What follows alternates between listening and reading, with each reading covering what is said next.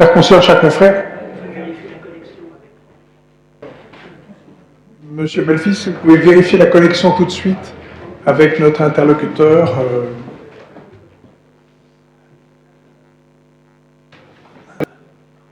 Et j'invite l'ambassadeur Joanneau à présenter cette séance de nos jeudis de la Pérouse, consacrée encore une fois à la France, à l'outre-mer français. Quel avenir pour la Martinique et la Guadeloupe? La Martinique, la Guadeloupe et la Guyane. Merci, Monsieur le Président, Monsieur le Secrétaire perpétuel, chers consoeurs, chers confrères, Madame la Ministre, Monsieur le Professeur Constant, que nous saluons. Après Mayotte, après l'océan Indien, nous restons dans le cadre des séances que l'Académie consacre à nos outre-mer et nous allons nous intéresser à une autre séance cet après-midi en parlant des Antilles et de la Guyane avec deux communications. La première sera celle en visioconférence depuis Fort-de-France où il est né, sera celle de Fred Constant. Fred Constant est agrégé, docteur d'État en sciences politiques, professeur des universités et dirige le département droit et sciences politiques de l'Université des Antilles. Fred Constant a enseigné à Strasbourg, à l'Institut d'études européennes de Florence, à New York et à Berkeley notamment. Il a été recteur de l'Université Saint-Gor d'Alexandrie pendant 4 ans. Il a servi à 2 reprises comme ambassadeur en Guinée équatoriale et ambassadeur délégué à la coopération régionale dans la zone Antilles-Guyane. Cette mission a permis à Fred Constant notamment de lancer, sur financement européen, un programme d'échange d'étudiants entre nos collectivités d'outre-mer en Atlantique et les États voisins des Caraïbes. Fred Constant a beaucoup écrit sur les outre-mer français, mais aussi outre-mer étrangers. Notamment en 2023, une géopolitique des outre-mer entre déclassement et revalorisation.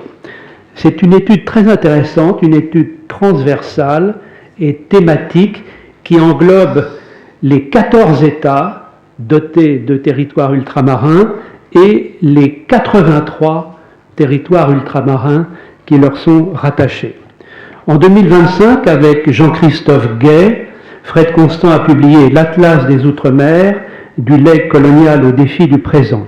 Il est donc particulièrement légitime pour nous parler de l'insertion régionale des Antilles et de la Guyane, de l'état des lieux, des perspectives. Fred Constant a intitulé sa présentation « La conception et l'intégration régionale, un levier pour un développement durable et inclusif ». Ensuite, nous aurons la communication de Madame la Ministre Georges Paul-Angevin, notre consoeur. L'usage est de ne pas présenter les membres de l'Académie et votre biographie, Madame la Ministre, figure dans le programme de notre séance. Vous nous parlerez plus particulièrement de la Guadeloupe, où vous êtes né, et de la Martinique, Guadeloupe-Martinique, entre concordance et spécificité historique. Professeur Constant, vous avez la parole et nous vous saluons. Merci, Monsieur le Président. J'espère que vous m'entendez bien, mesdames, messieurs les académiciens, académiciennes. J'ai beaucoup de plaisir à m'exprimer aujourd'hui dans cette séance devant vous, puisque j'avais été invité à le faire il y a quelques années. Et j'avoue que j'en ai gardé un excellent souvenir, surtout sur les échanges qui avaient suivi mon intervention.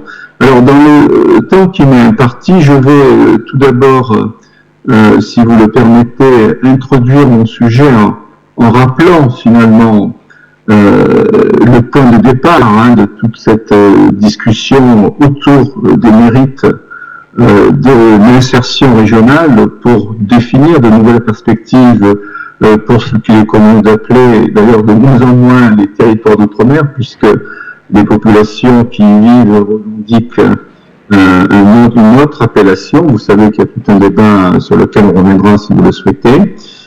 Donc, je vais tenir quelques propos introductifs d'abord pour remettre ça en perspective historique et très rapidement venir à l'essentiel de mon intervention qui portera sur le diagnostic qu'on peut tenir aujourd'hui, en 2026, sur l'état d'avancement de ce chantier qui a été ouvert il y a maintenant une bonne trentaine d'années et autour duquel, on va dire, gravite beaucoup encore d'espoir de redynamisation des économies, notamment des territoires dont nous parlons. Donc le point de départ, et ça c'est important de le mesurer, et dans les débats ça n'est pas toujours, c'est l'histoire coloniale et l'histoire même post-coloniale des Outre-mer, qui les a durablement coupés de leurs bassins océaniques respectifs. Alors, j'entends que nous allons nous concentrer sur le bassin atlantique et la mer des Caraïbes, mais ça a été le cas des autres bassins, avec des intensités variables, jusqu'à la fin du siècle dernier. Donc, c'est une très longue période au cours de laquelle ces territoires vont évoluer en court-circuit pratiquement de leur environnement régional. Et ça, c'est un élément qu'il faut garder en permanence à l'esprit au moment où on cessait à l'évaluation des performances, justement, d'une trentaine d'années d'insertion régionale de ces territoires. Alors, il y avait, à l'appui de cette réalité historique, un consensus très fort entre les élites politiques locales et nationales qui communiaient finalement dans la croyance que l'avenir de ces territoires ne pouvait se construire qu'en renforçant le lien avec la France continentale, la France hexagonale, la France européenne. Et il a fallu attendre, donc je disais les années 60-70, pour que progressivement des voix s'élèvent, notamment dans ces territoires, pour appeler à une évolution de ce paradigme politique dominant. Et cette revendication, qui ne disait pas encore son nom, elle a connu une accélération, dirons-nous, sur la conjonction d'au moins trois phénomènes que je voudrais rappeler ici. Tout d'abord, les réformes décentralisatrices des années 80. Ensuite, la pression d'une mondialisation économique et financière qui a bousculé certaines habitudes. Et puis, enfin, la montée en puissance de la politique de cohésion régionale de l'Union européenne, dont les territoires dont nous parlons sont partis. En quelques décennies, on est donc passé d'une logique d'un monobloc outre-mer, détaché de son environnement géographique, à une logique de diversité des outre-mer, en quête de coopération, voire d'intégration régionale. Car les deux termes que l'on utilise souvent de manière interchangeable ne le sont pas. La coopération régionale, l'insertion régionale désigne finalement le renforcement des relations avec des territoires voisinants, alors que l'intégration régionale suppose des transferts de souveraineté au profit d'une instance que l'on va charger de gérer, par exemple, des politiques communes. Nous n'en sommes pas là, s'agissant des territoires dont il est question cet après-midi. Alors, comment le consensus qui était noué à l'époque pour faire que les territoires d'outre-mer regardent exclusivement vers ce qu'il était convenu d'appeler la métropole, eh bien, s'est effrité pour donner naissance à un nouveau consensus où on a progressivement pris conscience que l'avenir de ces territoires ne pourrait valablement s'inscrire désormais que s'il associait à une intégration au sein de la République et de l'Union européenne une ouverture croissante vers un environnement régional.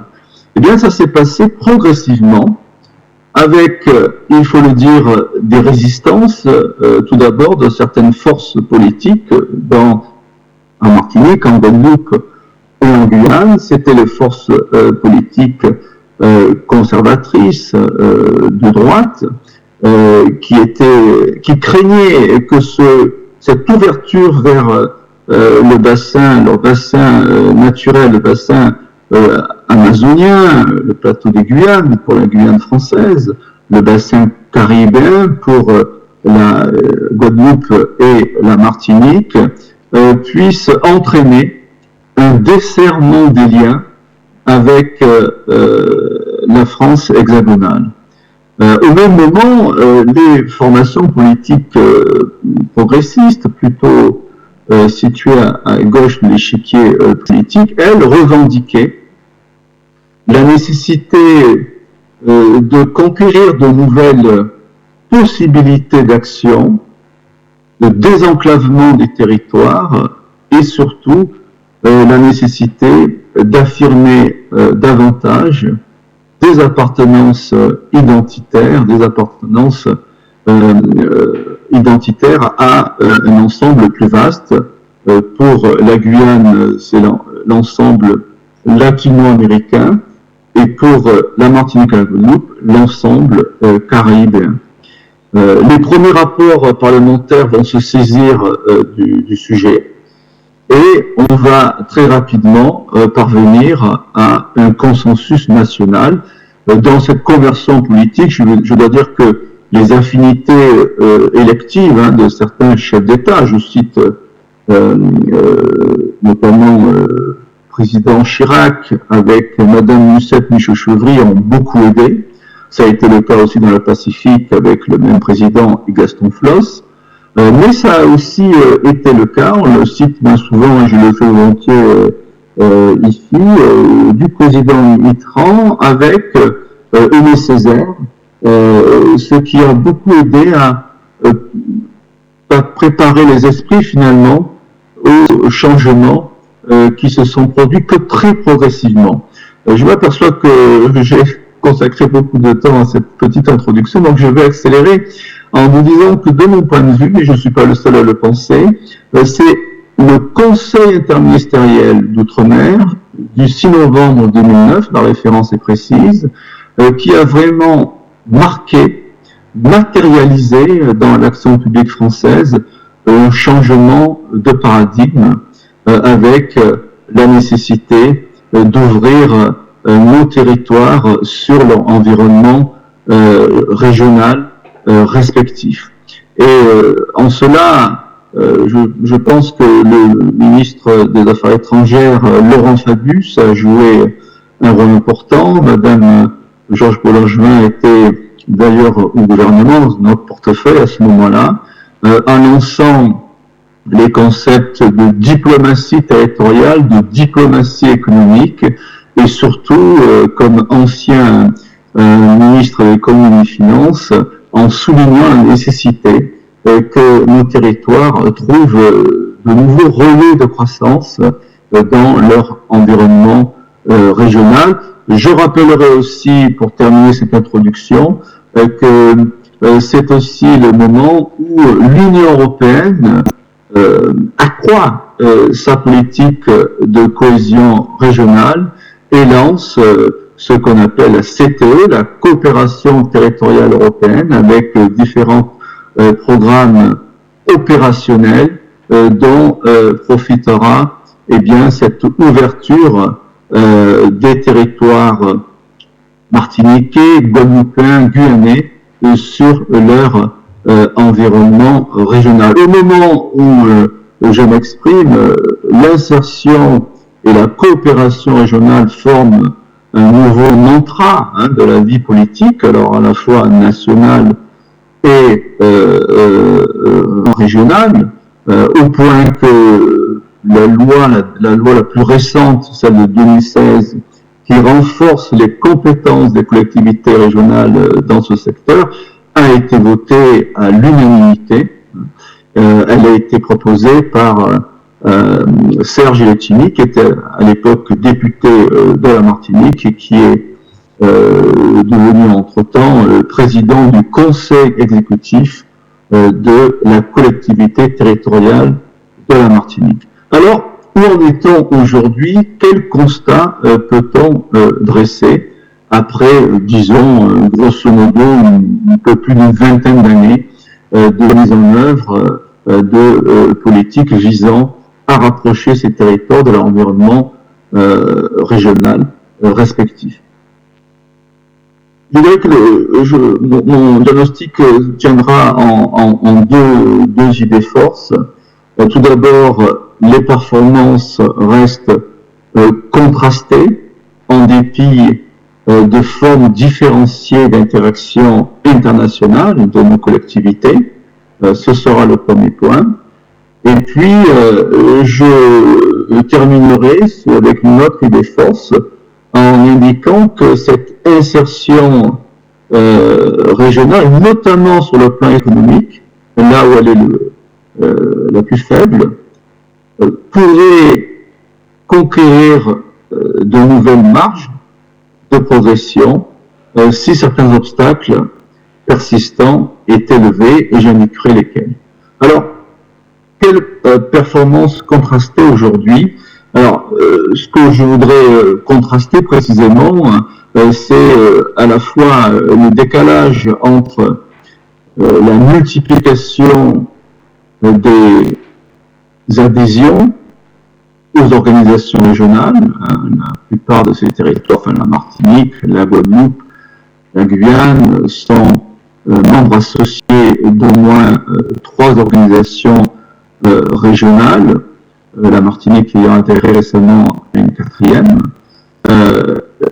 La Martinique est devenue membre, et le plus possible plus tard, de l'organisation des États de la Caraïbe de l'Est, qui regroupe les voisins les plus immédiats de ces 2 îles. Elle est devenue rétrospectivement, elle était devenue d'abord, membre de l'association des États de la Caraïbe, qui est un grand forum qui regroupe une trentaine d'États d'Amérique centrale, des Caraïbes et une partie de l'Amérique latine, l'AEC. Ensuite, elle est devenue, donc, la Martinique est devenue membre associé de l'OSCE, donc ce que je viens de vous dire. Et puis, elle a également adhéré à la CEPALC, la Martinique, la Guadeloupe n'en fait pas partie. La CEPALC, la Commission économique pour l'Amérique latine et les Caraïbes. Et puis plus récemment, ça s'est passé l'année dernière, la Martinique a été admise à la CARICOM, qui est vraiment l'organisation pour le coup régionale la plus développée, la plus importante de la zone Caraïbe, où elle va siéger, puisque le processus de ratification de cet accord est en cours. Il est passé à l'Assemblée nationale récemment, il y a une semaine, et il passera ensuite au Sénat. Donc c'est en cours, mais elle est en tout cas admise à la CARICOM. Donc ça fait quand même 4 organisations régionales, ce qui n'est pas rien symboliquement. Ça traduit, et j'insiste beaucoup sur ce point parce qu'on a tendance toujours à regarder les performances, notamment économiques, mais elles ne sont pas les seules. Tout ne se joue pas là, même si on y accroche beaucoup d'espoir.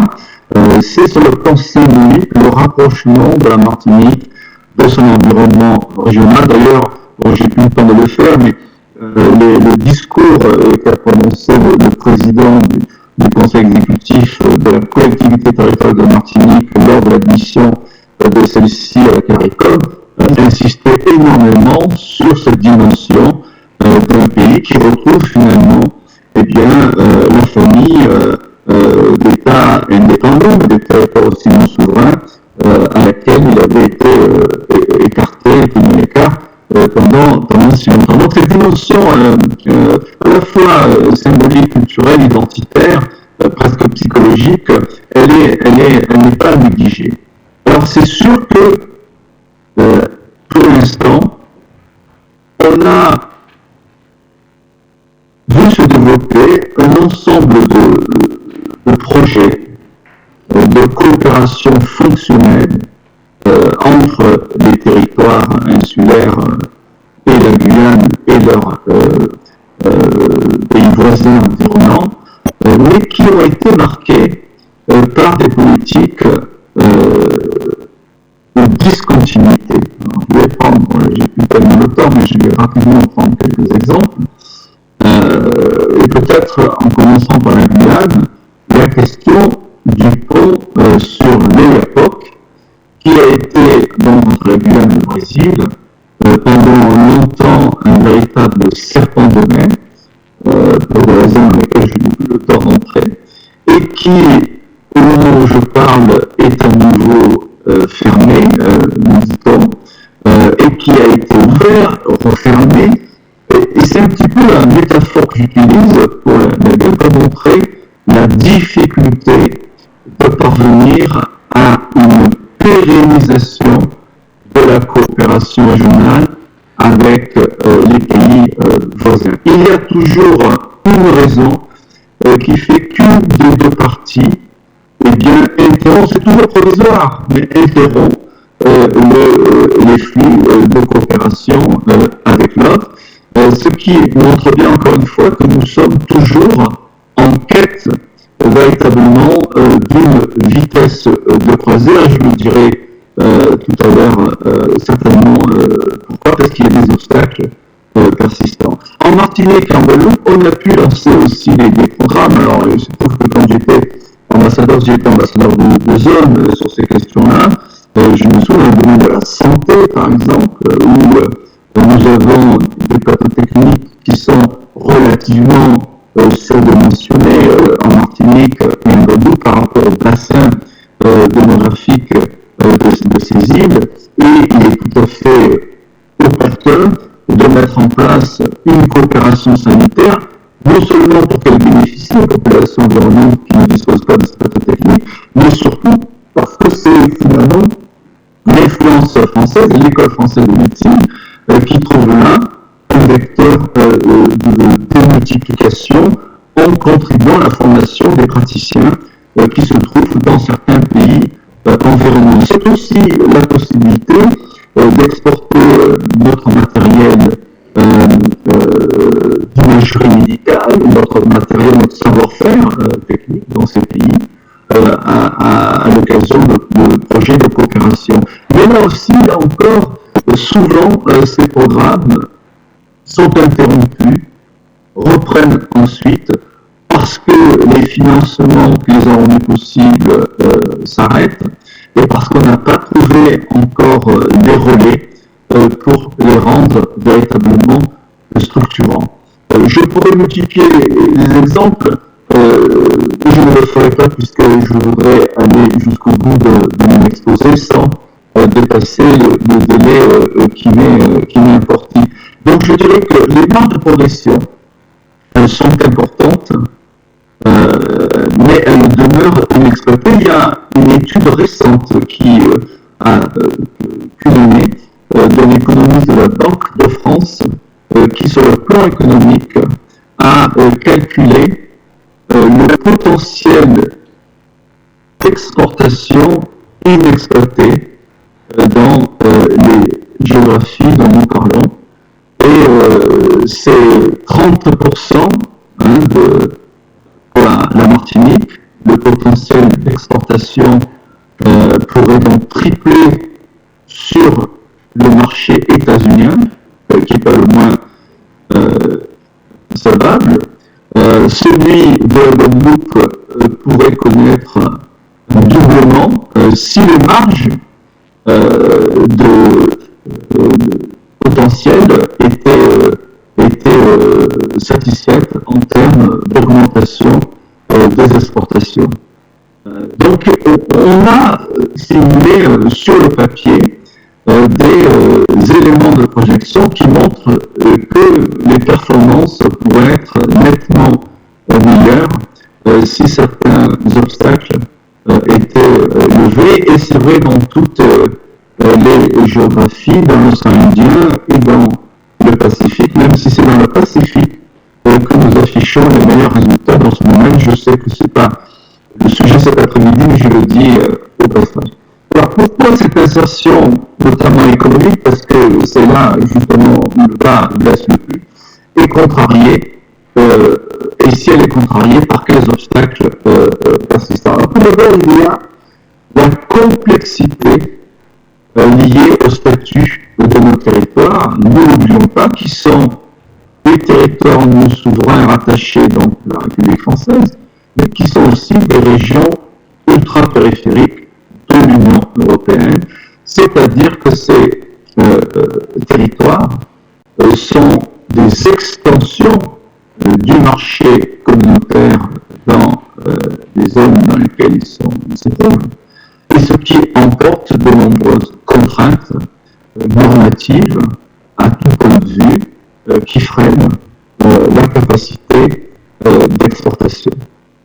Mais avant cela, l'un des obstacles que je voudrais signaler, parce que je l'ai moi-même vécu dans notre fonction, j'ai tout fait pour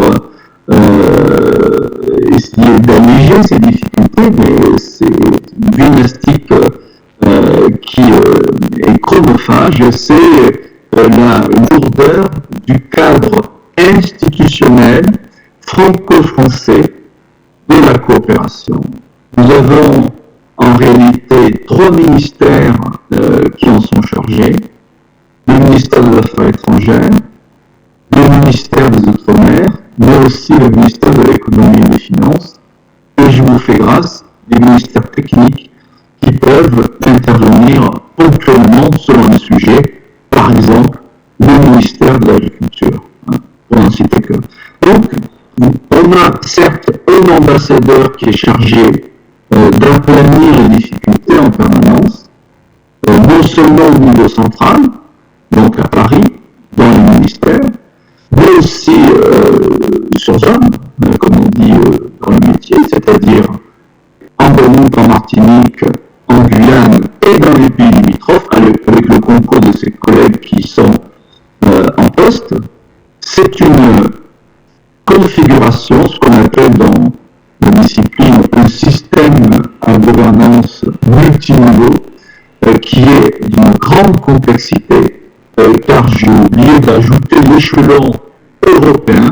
Vous imaginez la gymnastique administrative, financière qu'il faut déployer pour arriver à faire travailler tous les fonctionnaires, tous les agents, toutes les parties prenantes ensemble au succès des projets qui sont mis en œuvre. C'est vraiment quelque chose de très lourd qu'il m'apparaît nécessaire, impérativement nécessaire, de simplifier. Je sais que certains élus de régions, de collectivités territoriales, puisqu'il n'y a qu'une région dans la zone dont nous parlons, c'est la région du Guadeloupe. En Guyane et en Martinique, nous n'avons plus de région, nous avons des collectivités territoriales, avec des statuts différents. Donc ces élus revendiquent d'être chefs de file de la coopération, de l'insertion régionale. Il y a toute une discussion ouverte, naturellement, sur ce plan avec l'État, puisqu'il s'agit, comme chacun le sait, d'une prérogative régalienne. Donc le deuxième chantier qui permettrait d'augmenter la performance, notamment sur le plan économique, c'est l'adaptation des normes, car dans les deux sens, les territoires ne peuvent pas exporter et ne peuvent pas toujours importer, parce que les produits concernés ne sont pas aux normes européennes. Je prends comme exemple qui est bien connu, le bois du Brésil.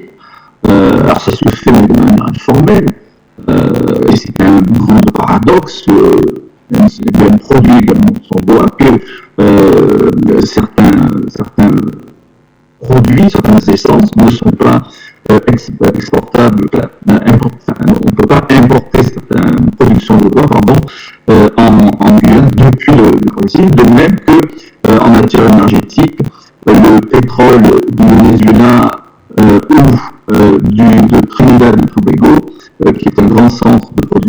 et de raffinerie, eh bien, ne peut pas être importé en Martinique, a fortiori en Guadeloupe et en Guyane, puisque la raffinerie qui dessert ces deux territoires se trouve en Martinique, pour les raisons liées aux normes en vigueur pour les carburants au sein de l'Union européenne. Donc, il y a de ce point de vue beaucoup à faire et nous avons un outil juridique qui permettrait d'arriver à ces adaptations de normes, c'est le fameux article 347 du TFUE, du traité de fonctionnement de l'Union européenne, qui prévoit des assouplissements, des adaptations, des dérogations pour tenir compte de la situation particulière, notamment des rues.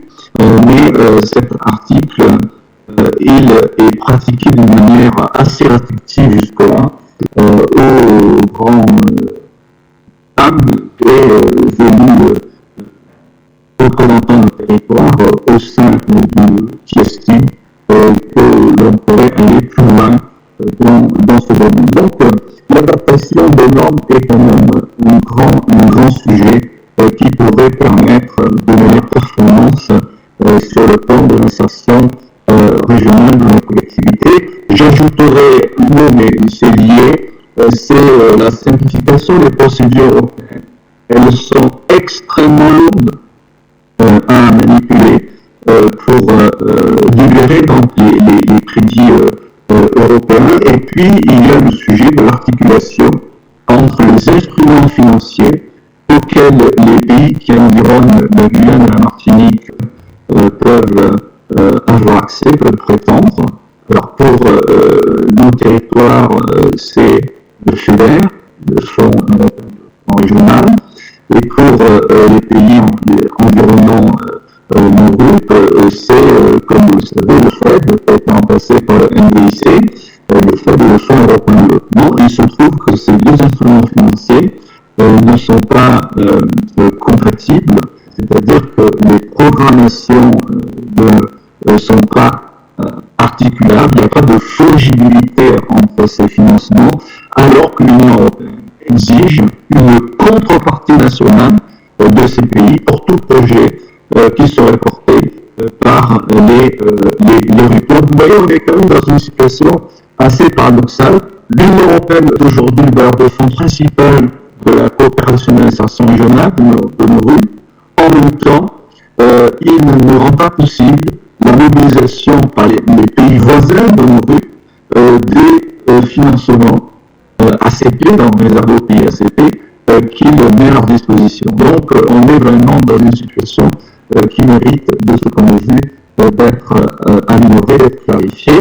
Le troisième et dernier point, mais élément que je veux passer au débat ici, c'est que les franchises qui ont été ouvertes, malgré tout, par nos élus, avec le soutien des gouvernements centraux, mais aussi de leurs collègues au sein de l'Assemblée nationale et du Sénat, ne seront pleinement exploités, toujours sur le plan économique, parce que c'est là, encore une fois, qu'il y a le plus d'efforts à fournir, que si et seulement si nous parvenions à susciter la création de coalitions entrepreneuriales intra-régionales, entre, par exemple, les entrepreneurs guyanais, brésiliens, surinamais, guyaniens, pour ne citer que les pays limitrophes de la Guyane française, et leurs homologues de la Caraïbe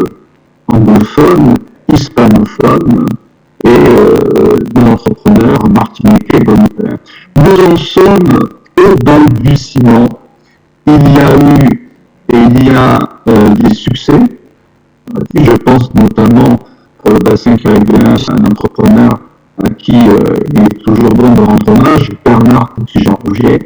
Elle a créé 2 sociétés de tréfilerie qui exportaient dans toute la Caraïbe, mais qui avait dû à l'époque prendre son dossier sous le bras et faire le porte-à-porte à Paris pour les conventions fiscales, pour les possibilités d'exportation qu'il avait négociées directement à Bercy.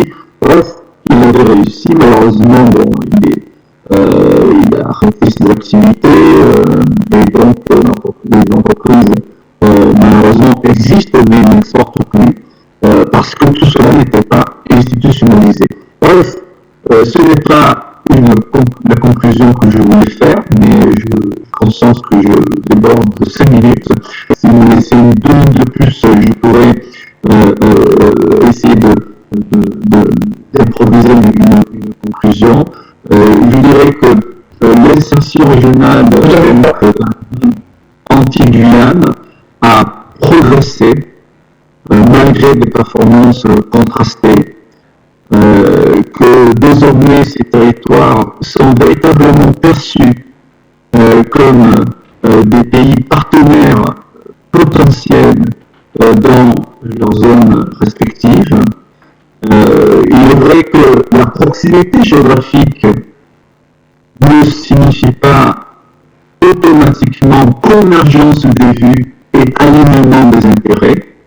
C'est pour cela que nos territoires font l'apprentissage de la diplomatie territoriale, du rapprochement des vues, de la nécessité de tenir compte des attentes des pays voisins pour conquérir ce qui reste, de mon point de vue, une voie obligatoire qu'on ne peut pas se permettre de ne pas explorer plus avant pour pouvoir donner un nouveau souffle à des économies qui en ont bien besoin. Je vous remercie pour votre attention et je vous demande de bien vouloir m'excuser pour avoir un petit peu dépassé le temps qui est parti. Je vous en prie, monsieur le professeur, vous avez été parfaitement ponctuel. Monsieur Joanneau ne peut pas répondre, restera. Est-ce qu'on peut lui poser des questions? Allô? Est-ce que vous m'entendez? Oui, moi je vous entends. Est-ce que vous avez quelques instants pour qu'on puisse vous poser une ou deux questions? Absolument. Alors, puisque j'ai le micro, je le garde, pour vous poser une question. Vous avez parlé de structure en quelque sorte administrative, politique, pendant les 3/4 ou les 4/5 de votre exposé, et vous n'avez évoqué le secteur privé, les entrepreneurs qu'à la fin. Est-ce qu'il y a une structure qui correspond à des chambres de commerce régionales et qui pourrait servir et qui pourrait porter une partie ou résoudre une partie des problèmes que vous avez soulevés? Oui, alors il existe une chambre de commerce caribéenne qui regroupe des compagnies consulaires de différents pays membres du bassin des Caraïbes. Mais j'avoue que jusqu'ici, ces activités n'ont pas permis de créer cette coalition entrepreneuriale intra-régionale. Les acteurs économiques se connaissent dans la région, mais comme vous le savez, connaître ces homologues n'est pas suffisant. Il faut créer des courants d'affaires. Et pour cela, il faut lever certaines barrières persistantes, notamment les barrières de langue qui sont encore très fortes chez nous. Nos collègues anglophones estiment que tout le monde doit parler anglais. Nos collègues hispanophones font parfois l'effort de parler français, mais ils sont plus à l'aise naturellement dans leur langue. Et ça reste pour la plupart de nos entrepreneurs en Guadeloupe et en Martinique quand même une difficulté. Il n'y a pas que cela. Il y a aussi la force des réflexes établis. Quand vous avez depuis des décennies des fournisseurs en Europe, pour la plupart d'entreprises de Martinique et de Guadeloupe, en Angleterre ou aux États-Unis, la plupart des entreprises de la Caraïbe anglophone, et aux États-Unis pour la plupart des...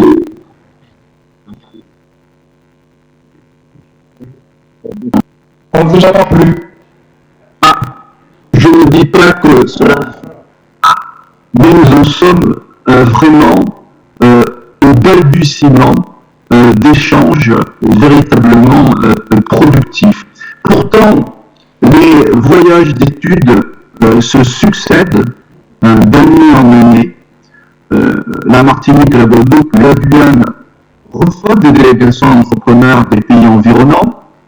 Les entrepreneurs de nos régions se déplacent volontiers dans les pays environnants, mais c'est toujours des succès qui sont ponctuels, qui sont remportés. Par exemple, lors de la reconstruction d'Haïti après le terrible séisme de 2010, certaines entreprises du BTP ont obtenu des petits marchés dans le logement en Haïti. Mais passé ce moment, passé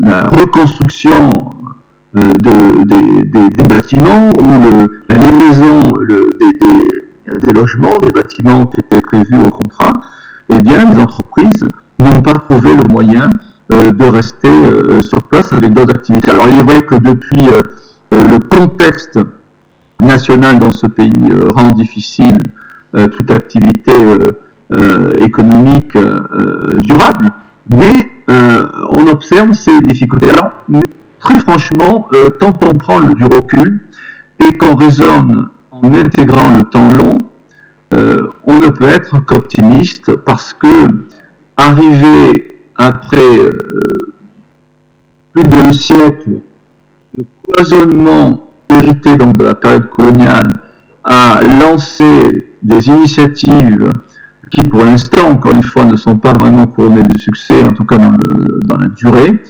c'est déjà le signe qu'il y a des potentialités qui doivent être davantage exploitées. Tout dépend aussi, encore une fois, de la conjoncture. En ce moment, il suffit de lire les bilans économiques que des institutions comme l'IEDOM ou l'AFD produisent régulièrement. Il est certain que nous traversons une période où les entreprises, y compris les quelques grands groupes que nous avons en Martinique, en Guadeloupe et en Guyane, sont dans une phase plutôt d'attentisme, d'observation, et ne lancent pas de grands investissements parce qu'on traverse une période d'incertitude. Le secrétaire pactuel, M. Barjot, a quelques questions à vous poser également. Oui, je vais me permettre de regrouper les questions, ne serait-ce que parce qu'elles peuvent se recouper en partie. Ma première question concerne les réticences. Pourquoi des réticences de l'UE vis-à-vis d'une application libérale ouverte de l'article 347 auquel vous avez fait référence? Ma deuxième question concerne la problématique des coopérations entrepreneuriales et le rôle des banques. Quel est le rôle que peut jouer la Banque mondiale, que peuvent jouer des grandes banques nationales? Je pense en particulier aux banques françaises et aux banques espagnoles, hein, qui sont des banques actives. Et puis évidemment, je poserai la question du rôle spécifique de l'AFD dans ces problématiques transnationales.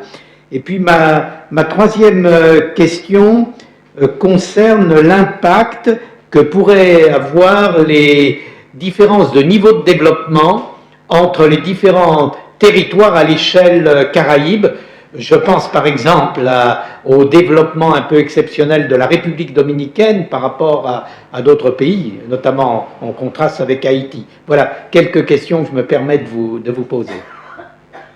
Merci beaucoup pour ces questions. Alors, sur l'article 347 des TFUE, écoutez, c'est une difficulté.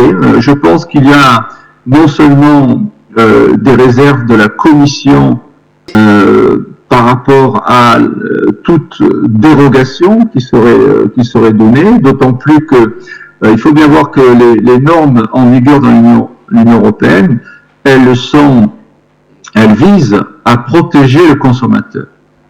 Elles sont très exigeantes, hein, pour tout ce qui est produits alimentaires notamment, mais pas exclusivement. Mais elles ont comme objectif la protection du consommateur et certainement aussi peut-on soupçonner la protection des produits européens, puisque, comme vous le savez certainement, les territoires dont nous parlons sont des marchés captifs pour l'Union européenne et ses entreprises. Alors, s'agissant des banques, alors nous avons différents types d'acteurs, notamment la Banque caribéenne de développement. La France, d'ailleurs, est retournée à la demande de la Martinique et de la Guadeloupe, après avoir quitté cette banque il y a maintenant une quinzaine d'années. Elle y est retournée, donc il faut espérer que la BCD puisse financer certaines entreprises entrepreneuriales dans la région. C'est tout récent, hein. Il y a aussi, vous avez cité la Banque mondiale, mais la Banque mondiale, elle intervient pas pour les questions d'exportation et de facilitation des échanges. Un périmètre d'intervention différent. En revanche, l'AFD pourrait le faire. Elle ne le fait que partiellement, parce que la plupart des pays voisins de nos régions sont trop endettés. Vous savez que nous sommes sous les auspices d'une doctrine où on limite nos engagements, l'engagement de l'AFD, quand un pays atteint un certain seuil d'endettement. Ce que l'AFD propose, c'est du prêt, par le biais de sa filiale Proparco, mais naturellement, les taux ne sont pas très compétitifs, et la plupart des entrepreneurs concernés dans les pays environnants n'y profitent pas. Il y a une autre difficulté, qui est le fait que la COFACE, vous savez, cet organisme qui assure l'exportation, enfin le risque d'affaires, le risque pays, comme on dit, pour les investisseurs français, ne fonctionne pas dans certains pays de la Caraïbe, parce qu'elle estime que le risque est trop élevé ou parce qu'il n'y a pas suffisamment de courant d'affaires, ce qui limite là aussi les possibilités. Les niveaux de développement inégaux qui caractérisent la région peuvent être une difficulté, mais elles peuvent être aussi un atout, puisqu'il y a des avantages comparatifs que présentent certains territoires par rapport à d'autres. Par exemple, la République dominicaine que vous avez citée peut être un territoire intéressant pour la Martinique et la Guadeloupe, parce que il y a un ensemble d'infrastructures qui y sont développées, que nos entreprises de BTP sont parfaitement capables de construire. Alors, ce qui se passe, c'est que la France, comme vous le savez, est très présente en République dominicaine. Pour nos affaires sont importants, c'est la France qui a construit le métro.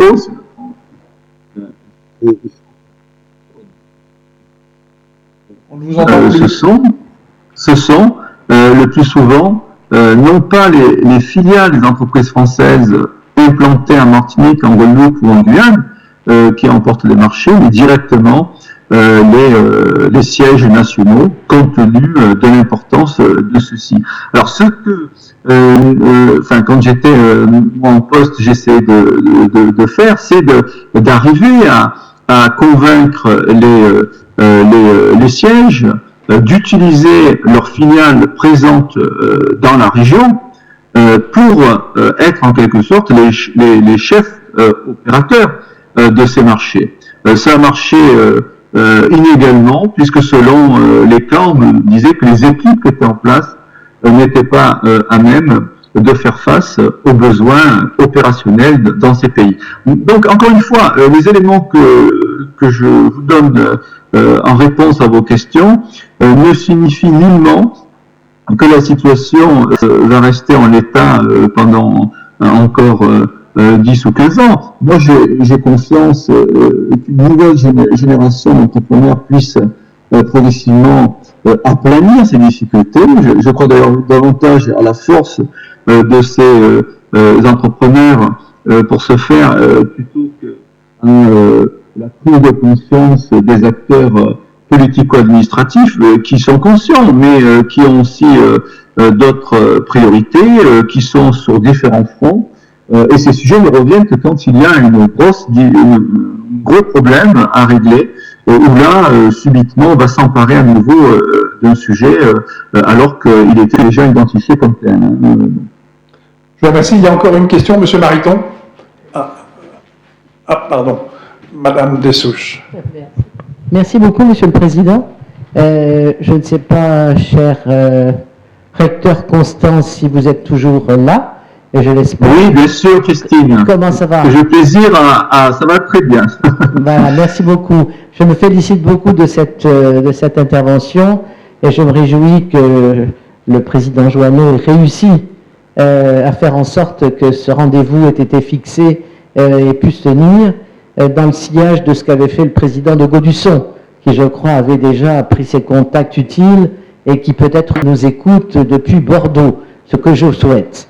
Donc, merci beaucoup pour cet exposé éclairant sur une problématique majeure de la reconfiguration de l'ordre international, qui est effectivement celle de cette coopération régionale, en tout cas des défis et des atouts qui se rencontrent pour cette coopération régionale et donc finalement l'affirmation de la dimension internationale de ces différentes entités. Alors deux choses, allant un peu plus loin et non plus seulement le régional, même si effectivement déjà l'Union européenne c'est pas forcément uniquement le régional, la dimension économique est importante pour tous ces liens, vous venez de le montrer. J'ai constaté, je suis particulièrement frappé par l'importance des liens culturels, de retour mémoriel et culturel pour l'établissement de nouvelles relations entre ces entités et alors non plus simplement l'environnement régional mais encore, je pense que ça a du sens, mais également des pays plus loin et plus lointains, en particulier ceux qui ont été à l'origine peut-être de cet essaimage, je ne sais pas si c'est très français, des populations de l'Afrique notamment vers la Caraïbe et vers toutes ces régions. Je pense notamment à tout ce qui se passe aujourd'hui entre notamment le Bénin et des entités comme la Martinique, la Guadeloupe, des liens qui sont extrêmement importants et qui ont des retombées extrêmement importantes, en tous les cas, y compris dans les pays comme les pays africains que j'évoque. Ça, c'était ma première question. Alors, est-ce que c'est un sujet d'étude? Est-ce qu'on pourra y revenir? Je pense que c'est un point important.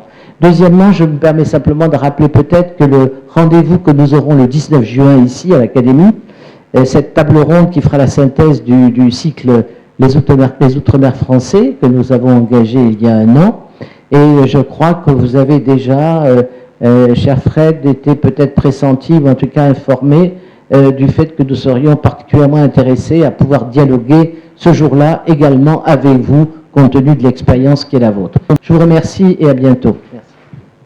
Merci beaucoup, chère Christine, pour ces éléments. Oui, alors effectivement, depuis quelques années, il y a ce courant d'échange qui tend vraiment à se matérialiser entre l'Afrique de l'Ouest, d'une manière plus large, et la Martinique et la Guadeloupe.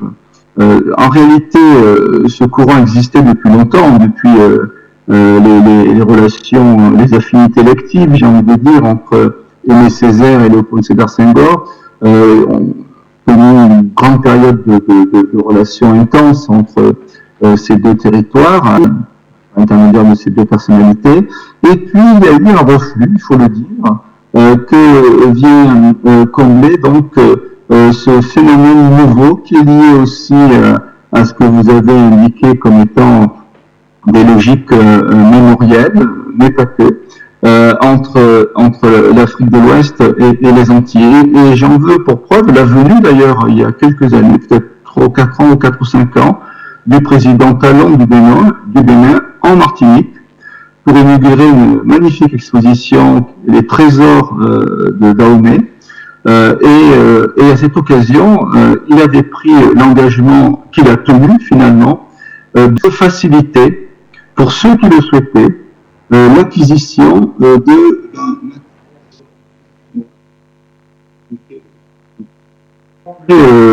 d'après ce qu'on nous dit, il y a plusieurs dizaines de Guadeloupéens et de Martiniquais qui ont fait le déplacement qui ont sollicité cette nationalité, et certains se sont installés au Bénin pour développer des activités. Donc, pour l'instant, c'est un échange qui est encore timide, à, je dirais, une échelle qui reste embryonnaire, mais c'est un courant qu'il faudra suivre avec intérêt dans la volonté d'une certaine partie des jeunes générations de diversifier les relations avec d'autres pays dans le monde. Donc ça, c'est vraiment quelque chose qui est nouveau, qui doit être suivi encore une fois, mais pour l'instant, on ne peut pas dire que ça impacte le tropisme, on va dire,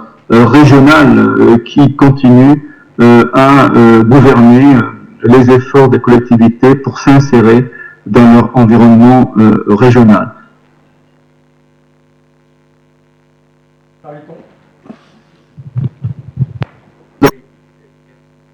Voilà.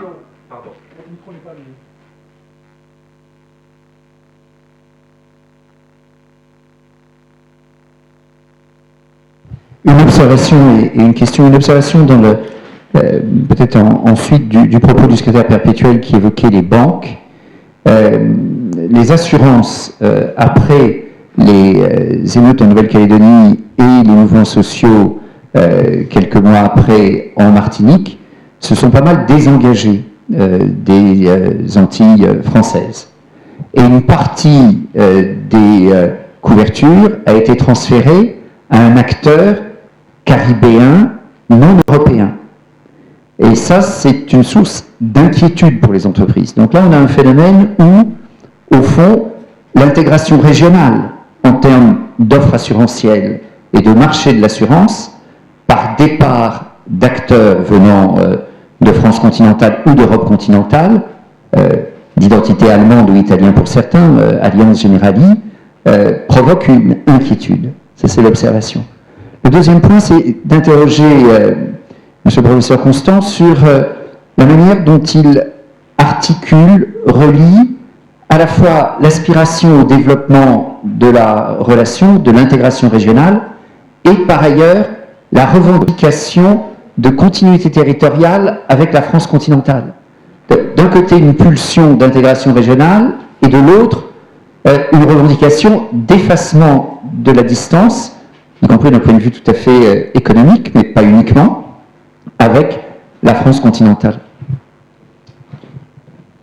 Oui, alors sur ce dernier point qui surprend souvent les observateurs, je dirais que c'est toute la problématique de nos territoires que d'essayer d'articuler ce qu'on oppose bien souvent, c'est-à-dire notre appartenance à part entière à la République française et au-delà donc à l'Union européenne, avec notre réalité caraïbéenne, où là, il y a aussi une exigence très forte. Le chemin n'est jamais très simple. J'ai la conviction qu'il existe et que c'est vraiment à toutes les parties prenantes de le construire. Parce que l'avenir de ces territoires, puisque c'est la thématique de notre échange cet après-midi, il passe indubitablement à travers une articulation de ces deux dimensions constitutives de la réalité de la Martinique, de la Guadeloupe et de la Guyane. Et c'est pour cela que souvent les revendications de nos parlementaires, notamment, irritent certains observateurs, pour ne pas dire certains membres. Alors que... On ne vous entend plus. Ah, je dis, c'est pour ça que certaines revendications portées par nos parlementaires irritent parfois à Paris, parce qu'on les pense contradictoires alors qu'elles sont parfaitement complémentaires. La réalité d'être martiniquais aujourd'hui, pour le dire ainsi, guadeloupéen ou guyanais, c'est de pouvoir rayonner à la fois dans notre environnement régional, mais aussi dans notre environnement de rattachement, qui est la République, et au-delà, l'Union européenne. Et nous avons des histoires entrepreneuriales, je pourrais citer quelques cas, 2 personnes qui ont réussi brillamment dans leur secteur d'activité en combinant finalement des implantations dans les Antilles, à Paris et dans le reste du monde. Je ne citerai que non, même s'il œuvre dans un domaine qui est particulier, c'est l'ingénierie financière des infrastructures de communication. C'est le groupe Meridian de Thierry Déo, qui est un Martiniquais entrepreneur vraiment brillant, et qui arrive. Alors, naturellement, il a plus d'activités, il a des activités que ponctuelles maintenant dans les Antilles, quand il a des marchés. Son siège se trouve à Paris, mais il a actuellement une vingtaine de bureaux dans le monde. Donc, c'est cette difficulté-là qu'il faut que nous arrivions à aplanir pour que d'autres puissent, dans le sillage de cet entrepreneur particulièrement brillant, réussir à trouver leur place dans la chaîne mondiale de création de valeur. Merci. Monsieur, une question encore. Merci, Monsieur le Président. Nicolas. Oui, est-ce que je pourrais demander au professeur Constant d'être un peu plus bref dans sa réponse pour que nous puissions passer à la je vais essayer. Oui. Merci. Bonjour Fred, d'abord. Nous fûmes collègues il n'y a pas si longtemps. Madame la Ministre, j'ai eu l'honneur de travailler sous votre autorité. Et il se trouve que j'ai été, il y a quelques mois encore, conseiller diplomatique du préfet de Guadeloupe, après avoir été quelques années auparavant au sein de la Commission de l'océan Indien. Donc ces histoires d'intégration régionale me sont un peu familières. Moi j'ai une seule question, et vous me pardonnerez notamment Madame la Ministre pour son côté peut-être un peu provocateur, c'est que tu as évoqué Fred sur l'articulation des différents échelons administratifs ou de management de ces affaires de coopération régionale. Moi, ce que j'ai pu constater, notamment lors de cette expérience relativement brève, certes, mais guadeloupéenne, donc j'en parle d'autant plus sous le contrôle de Madame la Ministre, que on charge souvent l'État, quelquefois à juste titre, de beaucoup de mots, de réticences dans la délégation de pouvoir, et j'ai vu de vos successeurs, Madame la Ministre, très maltraités par certains élus régionaux, pas guadeloupéens en l'occurrence, plutôt martiniquais, mais ça m'a un peu choqué entre nous. Et en l'occurrence, je trouve que pour ce que j'ai vécu en Guadeloupe, il m'a semblé, et je le dis aussi brutalement que ce lieu le permet, qu'il y avait aussi quelquefois un manque d'implication réelle des élus du CRU, si je puis dire. Des présidents, alors il se trouve qu'en Guadeloupe, il y a une région, un département, mais que ce soit la région, le département, je ne dis pas qu'ils font rien, ils font des choses évidemment, notamment sur financement européen, mais quand même, l'État se fait souvent charger, critiquer, et puis finalement, on ne trouve pas toujours le relais qu'on pourrait espérer. Alors la situation est très contrastée entre la Martinique et la Guadeloupe, les dynamiques ne sont pas les mêmes, mais quand même, moi j'ai trouvé qu'effectivement c'était un peu regrettable. Donc Fred, toi qui es aussi du CRU, si je puis dire, et avec lequel nous avons travaillé à l'époque, je voudrais savoir quel est ton sentiment sur le sujet. Merci. Oui, alors c'est sûr que ce n'est pas ces éléments que j'aurais mis spontanément en évidence, parce que je n'oublie pas aussi que ce sont les élus qui se sont mobilisés historiquement pour qu'on soit où on en est aujourd'hui. Mais il est vrai que je dirais que l'implication des élus locaux est inégale dans le temps et dans l'espace. Parce qu'il y a certains moments, y compris en Martinique, qui a toujours été à la pointe de la revendication d'une plus grande latitude d'action dans le bassin régional, il y a des périodes où il y a davantage de repli sur le territoire que de volonté de projection régionale. Ça, c'est un fait. Il y a un élément que les élus souvent font mine d'ignorer, c'est le fait que aucun d'entre eux, je dis bien aucun d'entre eux, n'a jamais fait une seule campagne électorale avec dans leur plateforme politique en bonne place un chapitre sur l'insertion ou la coopération régionale.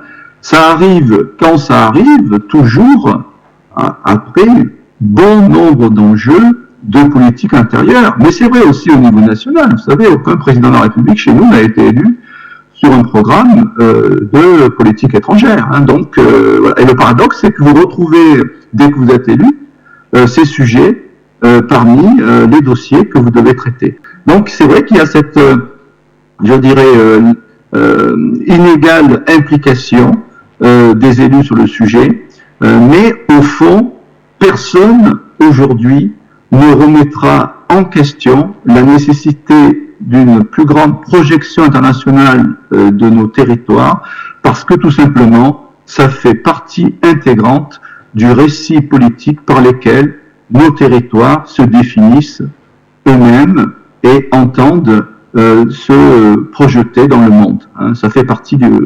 Mais c'est vrai, c'est une observation qui est fondée. Merci infiniment. Il me reste à vous remercier très sincèrement, monsieur le professeur Constant, pour cet exposé à la fois d'une ampleur et d'une clarté tout à fait remarquable. Et j'invite la salle à vous applaudir à nouveau. Écoutez, merci. J'aurais préféré être parmi vous. J'espère que le 19 juin, je pourrai être en présentiel, comme on dit, même si l'expression ne me plaît guère, parce que communiquer par visioconférence est un exercice vraiment auquel je suis guère familier et que je n'apprécie que moyennement. Voilà. Merci infiniment. Et effectivement, à bientôt au 19 juin. Au revoir. Au revoir.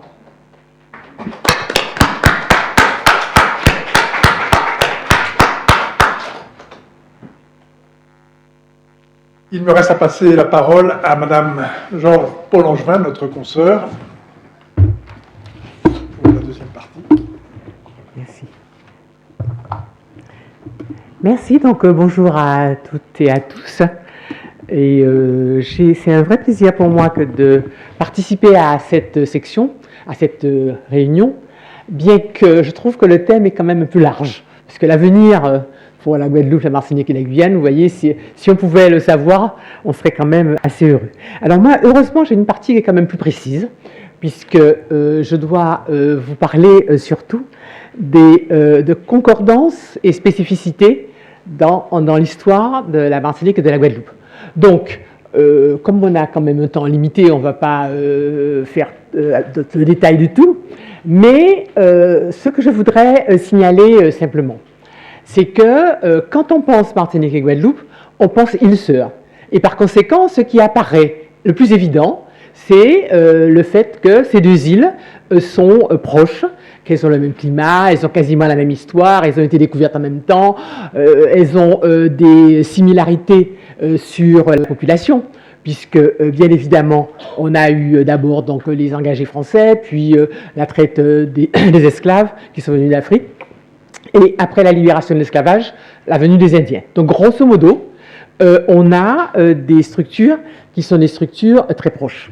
Mais quand on regarde bien dans le détail, on s'aperçoit qu'il y a eu un certain nombre de moments historiques où ça ne s'est pas passé de la même manière entre la Guadeloupe et la Martinique, et que ces moments-là ont eu quand même une importance non négligeable sur la structuration des sociétés, sur la manière dont aujourd'hui les uns et les autres peuvent se définir, y compris par rapport, d'abord dans la société, mais y compris par rapport à l'Hexagone. Donc, rappelons simplement que la grande période où moi je vois des différences, c'est au moment de la Révolution, puisque avant 1635, la France arrive, on met en place avec la compagnie des Indes, des îles d'Amérique, un certain nombre de structures, on lance la canne, le sucre, enfin les cultures coloniales, Et donc pour ça, on fait venir une main-d'œuvre d'Afrique importante, ce qui fait qu'au fil des années, il y a de plus en plus de personnes originaires d'Afrique qui sont installées ici, dans les Antilles. Et il faut se rappeler qu'il n'y avait pas évidemment, il n'y avait pas d'égalité, donc il n'y avait pas de mariage entre blancs et noirs, même si il y avait évidemment quelques relations et donc pas mal de mulâtres et de métis. Bon. Mais cela fait que, en réalité, quand on arrive à la Révolution, c'est là qu'il y a une manière de faire très différente entre la Martinique et la Guadeloupe. Donc vous vous souvenez que durant tous ces siècles, on a oublié maintenant, parce que parfois, quand on pense Antilles ou Outre-mer, on voit la charge, en gros des personnes ou des territoires qui coûtent. Et on oublie que durant des siècles, ces territoires ont fait l'objet de luttes acharnées entre la Grande-Bretagne, la Hollande, la Suède et la France. Et qu'à chaque fois, vous en avez un qui arrive à récupérer son île, quelques années après, c'est l'autre qui l'éjecte, etc. Et notamment, on se souvient qu'en 1763, après la guerre de 7 ans, la France a pu récupérer ses îles à sucre. Il faut dire qu'aussi à l'époque, ce qui était important pour notre pays, c'est qu'à travers les Antilles, notamment, ou la Réunion, c'était de pouvoir cultiver la canne et donc d'avoir du sucre. À l'époque, on n'avait pas encore la betterave. Donc, c'est certain que ce sont des batailles acharnées. Alors donc, on se souvient qu'en 1994, donc après la Révolution, les Britanniques sont à nouveau revenus pour pouvoir prendre possession des Antilles. Et c'est là qu'ils ont eu quelque chose qui les a pas mal aidés, c'est que les grands planteurs de la Martinique, que nous appelons les béquets, eh bien, plutôt que de voir l'abolition de l'esclavage appliquée à la Martinique, ils ont préféré passer aux Anglais. Et par conséquent, les Anglais deviennent durablement, ils possèdent durablement la Martinique, ce qui explique que l'esclavage n'a pas été aboli à la Martinique à ce moment-là. Je crois d'ailleurs me souvenir aussi qu'il n'a pas non plus été aboli à l'époque à La Réunion, parce que ce n'est jamais arrivé dans les temps pour que ça puisse être appliqué. En tout cas, à la Guadeloupe, c'est appliqué. Et par conséquent, il faut aussi voir que du coup, les esclaves ou même les anciens esclaves sont très partisans de la Révolution, puisque la Révolution les a reconnus comme des êtres humains, ce qui quand même est appréciable, et a reconnu qu'ils pouvaient être libres. Alors que l'Ancien Régime, au fond, ça ne les dérangeait pas trop de pouvoir faire le commerce du bois d'ébène. Donc, en 1794, arrive Victor Hugues à la Guadeloupe, qui est un révolutionnaire convaincu, et qui, pour faire appliquer le décret d'abolition de l'esclavage, va évidemment s'en prendre, guillotiner et exécuter et éliminer la plupart des grands planteurs béquets qui, évidemment, n'étaient pas d'accord avec la Révolution. Alors qu'à la Martinique, comme ils étaient passés à l'anglais, ils étaient plutôt tranquilles. Et je crois que c'est quelque chose qui montre pourquoi on a gardé de grandes familles béquets à la Martinique, qui continuent à gérer et à dominer la société, et qui, d'ailleurs, je suis toujours frappé de ça, sont à la fois un petit peu détestés par le petit peuple et révérés.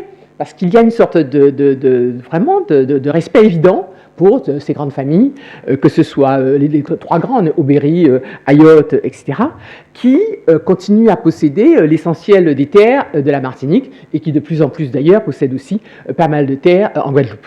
Mais à la Guadeloupe, comme on n'avait plus de béquets, eh bien à ce moment-là, la canne et les plantations a été beaucoup exploitée par des sociétés métropolitaine, et c'est ce qui explique pourquoi nous avons eu en 1970 des usines de sucre qui ont été montées principalement par des sociétés venant de l'Hexagone.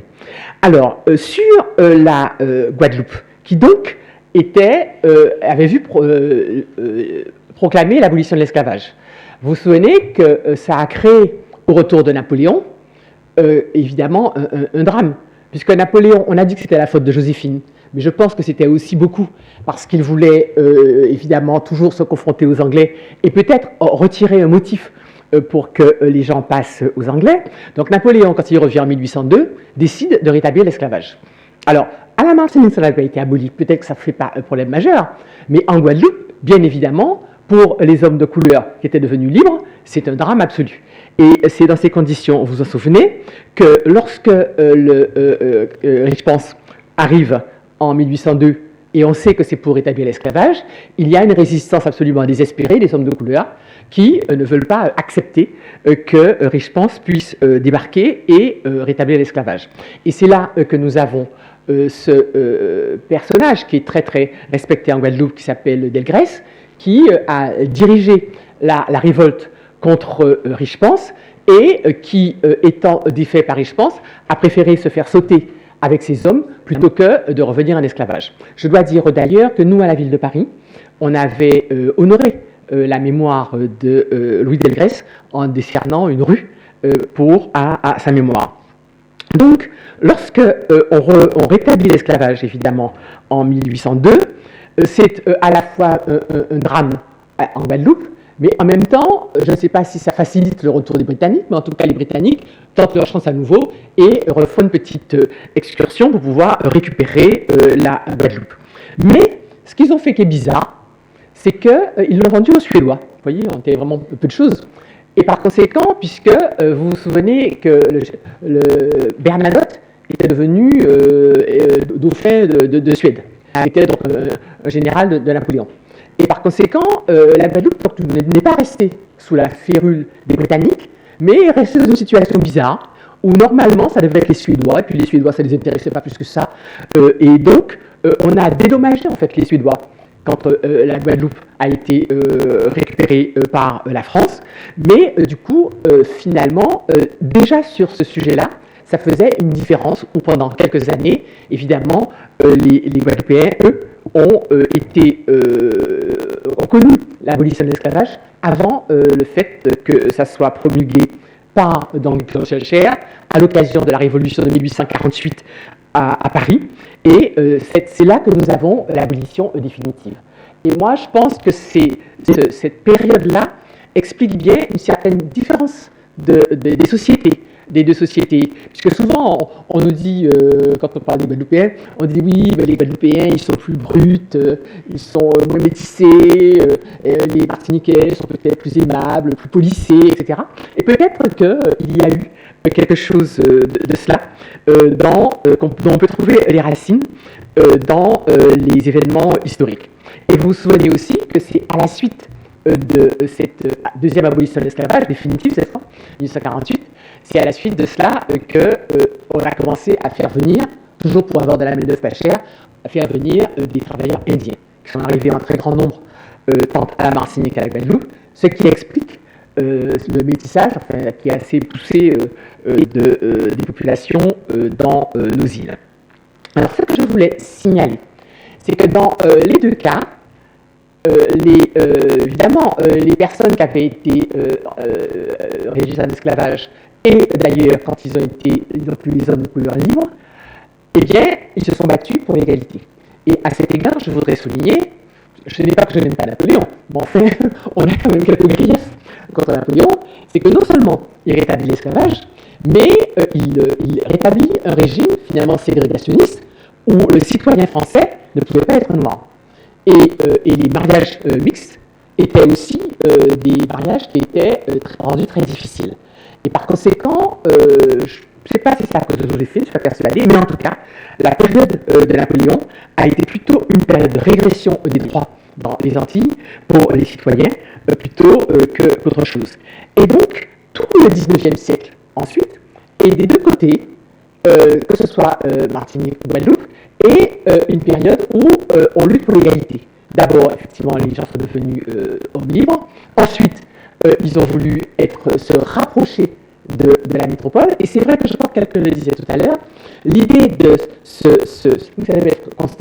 l'idée de se rapprocher au maximum des standards de l'Hexagone était une manière d'accéder à des droits et à l'égalité.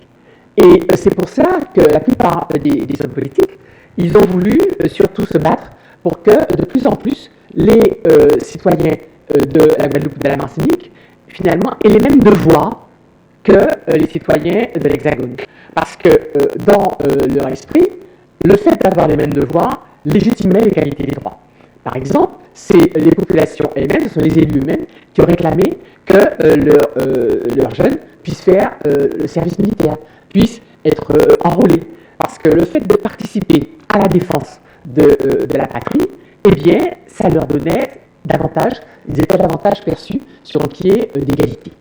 Donc, rappelons donc qu'on arrive à développer l'école, à être assimilé par les militaires, devenir militaire, et surtout, durant la guerre, avec retour donc d'un régime raciste et inégalitaire, et à ce moment-là, ça explique pourquoi les hommes, enfin les jeunes antillais, sont partis massivement pour pouvoir rejoindre le général de Gaulle et la lutte contre le régime de Vichy. Parce que c'était un régime qui portait aussi directement atteinte à leurs droits en tant que citoyens. Et c'était pour pouvoir rejoindre le général de Gaulle, c'était un petit peu particulier parce qu'il fallait d'abord, en quittant Guadeloupe-Martinique, aller dans une île voisine de la Dominique ou Sainte-Lucie, dans une île anglaise, et à partir de là, on pouvait rejoindre soit l'Algérie, soit l'Angleterre. Et donc, après la guerre, donc, le fait de pouvoir devenir département français devient une sorte de logique, une suite logique à ce qui s'est passé. Et alors, normalement, à ce moment-là, en 1946, finalement, les deux îles sont absolument sur un pied d'égalité. D'ailleurs, il n'y a que deux régimes. Il y a article 73, maintenant c'est 73, enfin, il y a les DOM et les DOM. Donc les DOM, c'est le régime de l'assimilation législative. Et par conséquent, quand on est DOM, eh bien, on fait tout comme le département de Creuse ou de Lozère, et on réclame ça pour pouvoir avoir l'égalité. Et à l'époque, je me souviens que quand les gens commençaient à demander l'autonomie, donc de pouvoir gérer un peu nos propres affaires, on leur disait, mais c'est comme de vouloir divorcer avec une pension alimentaire. Bon, vous savez qu'aujourd'hui, ça fait beaucoup quand même divorcer avec des pensions alimentaires. Mais ça semblait impossible. Si on est d'homme, si on est... eh bien, c'est le préfet qui décide, les décisions partent d'en haut. Et petit à petit, ça a été toute la bataille qui a été menée par les gens de gauche, et notamment beaucoup à la Martinique, avec Aimé Césaire, avec ensuite les jeunes de l'OJAM, pour dire nous voulons, en tant que Martiniquais, pouvoir gérer nos propres affaires. Et quand on regarde maintenant ce qu'écrivait par exemple l'OJAM, l'Organisation des jeunes anticolonialistes de la Martinique, ça semble raisonnable en fait. On ne voit pas très bien en quoi c'était tellement révolutionnaire. Or vous savez que ces jeunes ont été arrêtés, accusés d'atteinte à la sûreté de l'État, détenus plusieurs années, jugés et condamnés pour beaucoup. Bon, pas beaucoup condamnés parce que la détention provisoire avait déjà été longue et donc ils sont souvent sortis assez vite. Mais très franchement, on avait inventé une sorte de complot qu'ils auraient imaginé pour le carnaval. Le jour du carnaval, ils auraient imaginé de sortir, mettre des bombes, etc. Mais tout ça, quand même, c'est un petit peu dégonflé à l'usage. Je pense que ce qu'ils avaient dit, qui semblait révolutionnaire aux autorités de l'époque, c'était de dire que les Martiniquais pouvaient avoir le droit de gérer leurs affaires. Bon. Or, aujourd'hui, en grande partie, c'est quand même le régime qui est appliqué depuis la décentralisation. Au fond, tout ça s'est beaucoup dégonflé lorsque, en 82, on a dit que pas seulement les Antillais, mais tous les élus locaux en France avaient le droit de gérer leur collectivité dans la limite des compétences qui leur avaient été reconnues. Et par conséquent, depuis 83, on s'aperçoit d'ailleurs que tous les mouvements indépendantistes, etc., se sont quand même beaucoup étiolés parce que ce que voulaient finalement les élus, c'était pouvoir gérer, pouvoir avoir des responsabilités. Maintenant qu'ils les ont, je crois que quand même le climat s'est beaucoup apaisé. Et bien entendu, on continue à demander, mais maintenant c'est un petit peu du grignotage, vous voyez. On veut, à chaque fois, on essaie d'avoir un peu plus de responsabilité. Et aujourd'hui, par exemple, vous avez le président de la région Martinique, de la collectivité territoriale de Martinique, Serge Chimi. Lui, il voulait beaucoup, comme disait Constant, il voulait beaucoup faire des choses à l'international. Parce que ça, je pense que ça, par rapport à ses collègues de la Caraïbe, évidemment, il se sentait davantage sur un pied d'égalité. À La Réunion, vous aviez aussi Jacques Vergès. Jacques Vergès, qui pendant très longtemps était très hostile à la colonisation et à la régionalisation, et bien, quand il a été président de la région et qu'il a pu faire de la coopération régionale avec les autres élus de l'océan Indien, finalement, il trouvait que c'était tout à fait acceptable.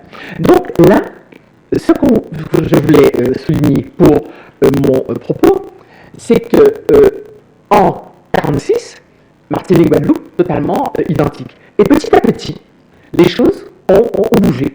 Vous avez, par exemple, la Martinique qui a obtenu d'avoir un statut particulier, alors que la Guadeloupe, elle, n'en voulait surtout pas. Surtout qu'à l'époque, il y avait Madame Michel-Chevry, qui était la grande amie de Jacques Chirac, qui était très assimilationniste. Et finalement, je crois que les élus de la Guadeloupe se sont dit, une collectivité unique, comme demande la Martinique, si c'est le cas, ça va peut-être être Madame Michel-Chevry, et on ne va plus exister. Donc, la Martinique a voté pour la collectivité unique, comme la Guyane, et la Guadeloupe a dit non, on garde nos deux assemblées. Comme ça, au moins, il restait un endroit où la gauche pouvait continuer à exister. Et ce qui fait qu'aujourd'hui, d'ailleurs, la Guyane a aussi une assemblée unique, mais avec un régime qui est différent de la Martinique, puisque le régime de la collectivité, de l'exécutif, n'est pas le même. Bon. Donc, est-ce qu'aujourd'hui, on a envie que ça change? Je dirais qu'à mon avis, je n'en sais. Je ne suis pas convaincu. Je ne suis pas convaincu que véritablement on a envie que les choses bougent. Parce qu'il y a deux collectivités en Guadeloupe qui évidemment souvent se bagarrent entre elles, mais changer, est-ce qu'à la Martinique les choses se passent vraiment mieux qu'en Guadeloupe pour la population? On n'en sait rien. On n'en sait rien. Donc je crois que nous sommes à une période un peu de scepticisme, où on se dit, au fond, est-ce que le régime de la collectivité a une telle importance pour la vie de tous les jours? Et moi, je pense que, par exemple, la collectivité et les régions, elles ont le pouvoir économique, en principe. Bon. Mais vous savez bien que nos grands propriétaires terriens béquets, ils regardent avec une certaine commisération les élus. Ils sont polis, ce sont des gens polis. Bon, enfin, même à Paris, quand ils venaient voir le ministre que j'étais, ils venaient surtout exiger leur sous, quoi. Mais à peine polis. Hein.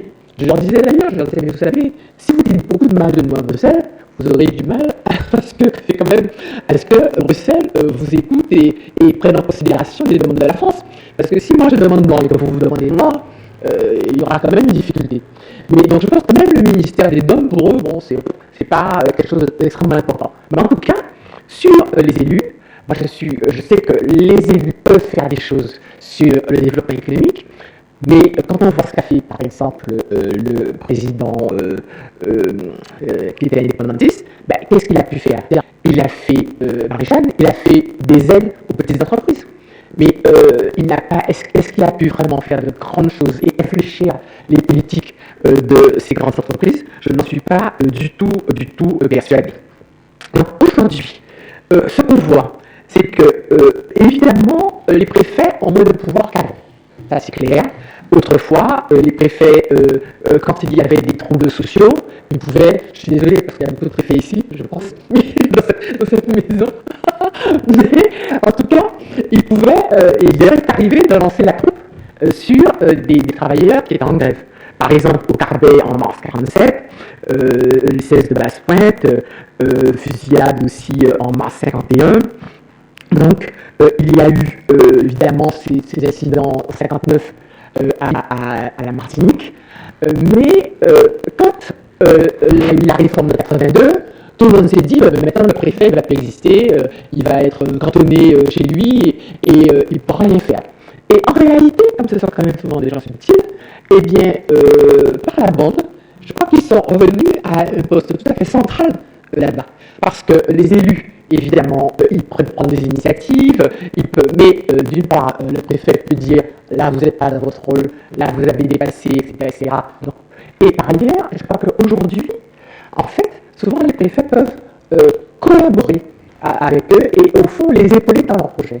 Donc je crois qu'aujourd'hui, cette cohabitation se passe un peu mieux. Alors sur ce qui va se passer sur les régimes. Donc, vous savez que les élus de la Guadeloupe ont décidé, notamment en 2025, ils se sont réunis, Guadeloupe et Martinique, pour demander qu'il y ait une modification. Et puisque depuis mars 2000, je crois que c'était en 2010, que l'Assemblée unique était en Martinique, en Guyane et pas en Guadeloupe. Et aujourd'hui, finalement, en 2025, eh bien, ils ont décidé qu'ils se sont réunis en congrès et ils ont souhaité que nous ayons une assemblée unique. Mais, un signe quand même notable que vous pouvez remarquer, c'est que les élus des deux collectivités étaient réunis et ont voté cette résolution, mais le président de la région est parti. Il n'a pas voté. Ce qui signifie qu'il n'était peut-être pas enthousiaste devant cette proposition de modification.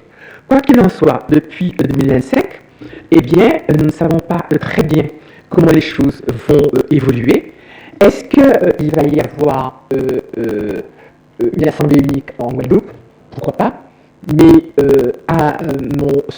mon analyse est que, au fond, ça va peut-être faire bouger quelque chose, changer l'organisation de la collectivité, mais sur les grandes compétences, sur les grandes réalisations qui sont celles des élus, je ne suis pas, et la vision finalement globale de la société, je ne suis pas persuadé que les choses vont changer significativement. Il me semble que, bizarrement, ce qui a plus rapproché Guadeloupéens et Martiniquais, au-delà des échanges dans les îles, d'une part, il y a eu le fait que la Martinique ne soit plus en quelque sorte autorité de tutelle, puisque avant, quand c'était une région anti-Guyane, la Martinique, c'était quasiment là qu'il y avait le rectorat, il y avait toutes les grandes structures. Bon. Maintenant, chacun un petit peu a récupéré une forme d'autonomie. Mais ce qui a rapproché, au fond, ces deux îles, c'est que de plus en plus, à partir des années 60, beaucoup d'Antillais sont venus ici, dans l'Hexagone. D'ailleurs, souvent amenés grâce au Bumidum. Et ils se rendent bien compte que, vu d'ici, Martinique, Guadeloupe, bon, c'est à peu près la même chose, que les populations de ces deux îles sont très proches. Et donc je crois qu'aujourd'hui, finalement, ce n'est pas une question de statut, mais c'est la vie, c'est le regard un peu qu'on peut porter sur les îles de l'extérieur, c'est le fait de vivre ensemble dans l'Hexagone qui a rapproché les populations des îles et ils se sont rendus compte que les petites divergences du style de clocher de village, finalement, tout ça, ça n'avait pas beaucoup d'importance. Et donc voilà, je pense que demain, quel sera l'avenir? Peut-être qu'il y aura un avenir différent, une organisation des collectivités différentes, mais je pense que c'est pas essentiel. Une certaine forme de solidarité entre les populations, solidarité dans la conception, qui fait que, au fond, les choses qui rapprochent Martinique et Guadeloupe sont encore beaucoup plus puissantes que ce qui a pu à un moment donné les opposer. Voilà. Merci.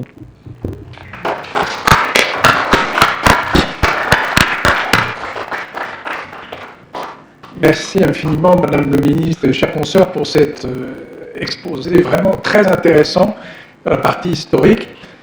Est-ce que je peux vous poser une question? Est-ce qu'il y a dans les trois collectivités de la Guadeloupe la même hiérarchie judiciaire, ou est-ce qu'il y a une cour d'appel, par exemple, à un endroit particulier? À un moment donné, effectivement, c'était la Martinique. Et aujourd'hui,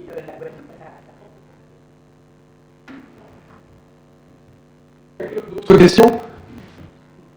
Frère. Merci infiniment.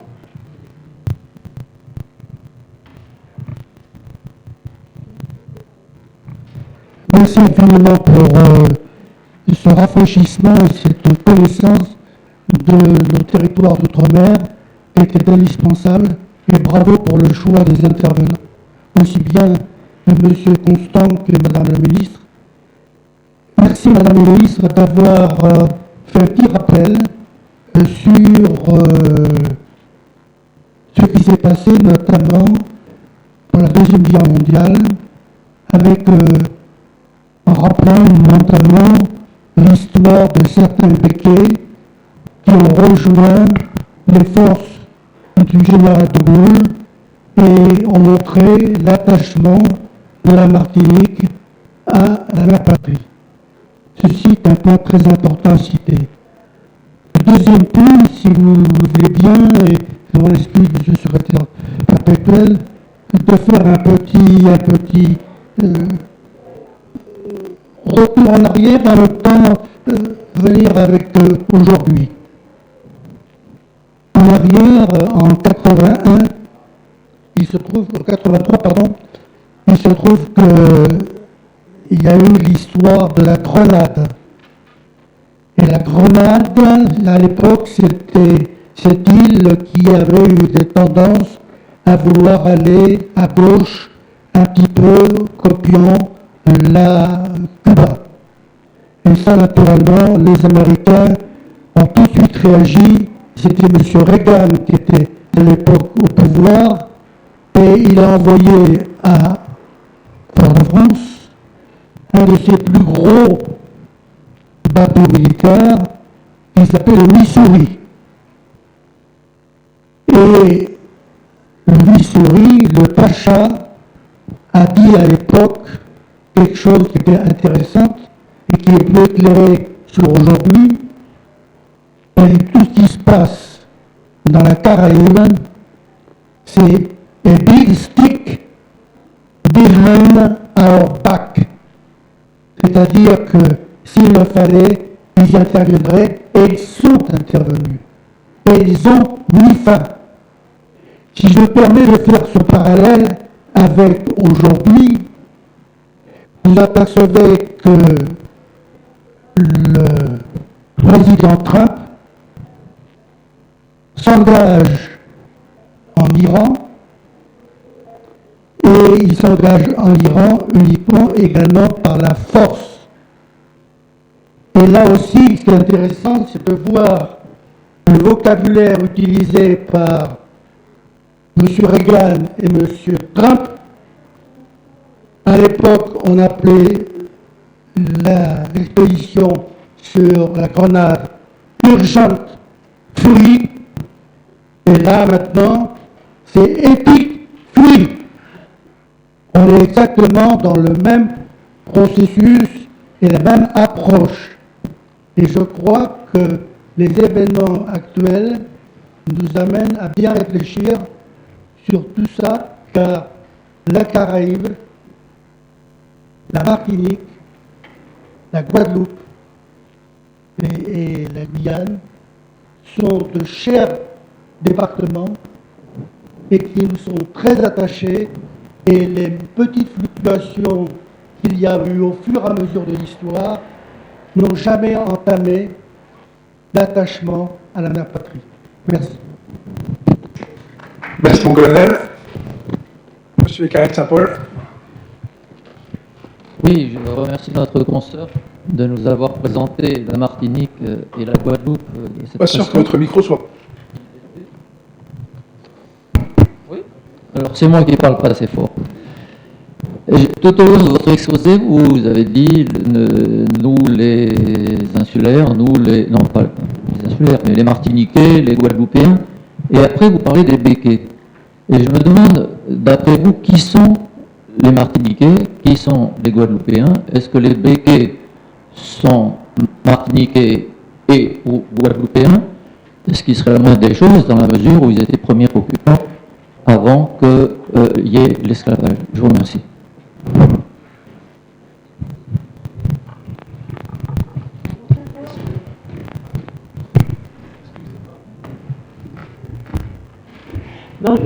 D'abord, je suis tout à fait d'accord avec l'observation de notre collègue, parce que c'est vrai que les États-Unis, et on l'a vu sur la carte tout à l'heure, les États-Unis, ils sont intervenus au Venezuela, ils considèrent vraiment que c'est leur arrière-cour, et qu'ils peuvent décider, faire ce qu'ils veulent.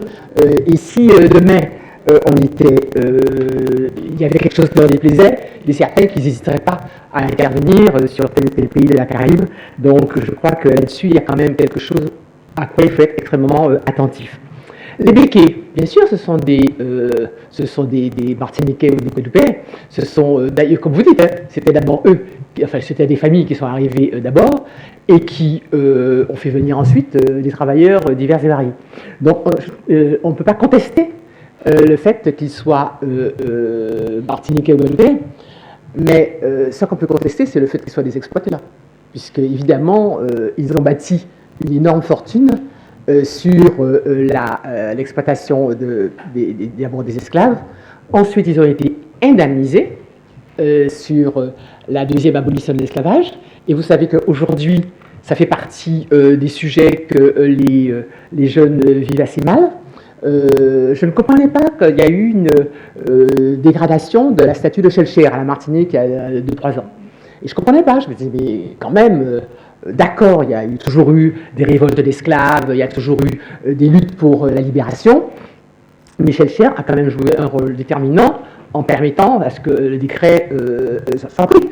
C'est là que je ne suis pas tout à fait d'accord avec quelques amis de la Martinique, parce qu'ils disent oui, mais c'est parce que le 22 mai, il y a eu une émeute à la Martinique, et donc le gouverneur a dû proclamer l'abolition. D'accord, enfin, le décret était déjà pris quand même. Donc je pense qu'on ne peut pas sous-estimer totalement la place de Schellcher. Mais le fait qu'à la première abolition, on n'avait pas pu l'appliquer à cause des réticences des planteurs, du coup je pense que Schellcher a accepté d'indemniser les propriétaires d'esclaves. Et il me semble qu'aujourd'hui, quand on le lui reproche, eh bien, on ne prend pas en compte le contexte dans lequel c'est intervenu. Il vaut mieux quand même que l'abolition ait été décrétée, même si il a fallu indemniser les propriétaires d'esclaves, que de continuer à faire des textes qui ne peuvent pas être appliqués. Alors c'est vrai que les sommes qu'ils ont perçues à ce moment-là, ça a amélioré leur situation financière, et par conséquent, aujourd'hui, à la limite, même s'ils ne sont plus totalement dans ils sont toujours propriétaires de la plupart des plantations, bien sûr, mais ils se sont reconvertis beaucoup dans le commerce, l'import-export, ce genre de choses. Ce qui fait qu'aujourd'hui, ce sont toutes les concessions automobiles, enfin, ça demeure de très très très très grosses fortunes. Mais je pense que eux, effectivement, alors ils sont surtout, comme je disais, ils sont surtout des grandes familles de la Martinique. Parce que sur la Guadeloupe, il y a beaucoup moins de béquets très riches, puisque Victor Hugues les avait exécutés. Mais pour moi, il n'y a pas de souci. Ce sont indiscutablement des locaux.